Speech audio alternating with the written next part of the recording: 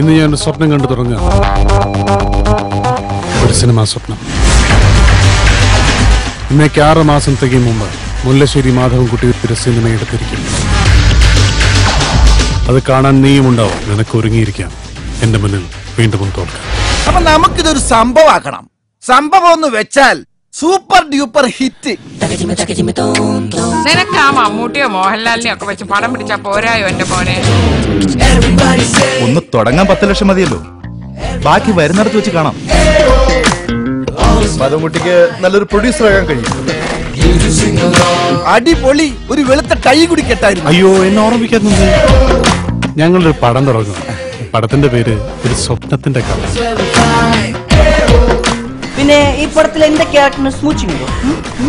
ഇയാളുടെ സ്വഭാവം വെച്ച് പുളിശ്ശേരി മാധവൻകുട്ടി എന്നിടുന്നതായിരിക്കും ശരി. മലയാള സിനിമ, ഒരുപക്ഷെ ഇന്ത്യൻ സിനിമയിൽ തന്നെ ആദ്യമായി പെണ്ണുങ്ങൾ പ്രൊഡക്ഷൻ എക്സിക്യൂട്ടീവുകളാവും. എത്ര ക്യാൻ വേണം? സ്വപ്നം കാണാൻ പറ്റുമോ നിനക്കൊക്കെ? എന്റെ ഇന്നത്തെ സ്റ്റാറ്റസ്, എന്റെ പൊസിഷൻ ഞാൻ ഇവിടെ തന്നെ കാണും. ഇവൻ ഈ പടം ഇറക്കിയിട്ടേ ഞാൻ തിരിച്ചു പോകും. കാണാം. ഈ സിനിമയ്ക്ക് വേണ്ടി ഞാൻ ഓടി ഓട്ടവും ഒഴുക്കിയ വിയർപ്പും സഹിച്ച കഷ്ടപ്പാടും വേറെ ഒരു പൊട്ടൻ ചങ്കരനും അവകാശപ്പെട്ടതല്ല സ്റ്റീഫ. സ്നേഹിക്കാൻ മാത്രമുള്ളതല്ല അമ്മ, മക്കളെ ശാസിക്കാനും തല്ലി നന്നാക്കാനും അറിയണോ അമ്മമാർക്ക്? അച്ഛനെ പോലെ ആകണം മകനെന്ന് അമ്മമാർ ആഗ്രഹിക്കും.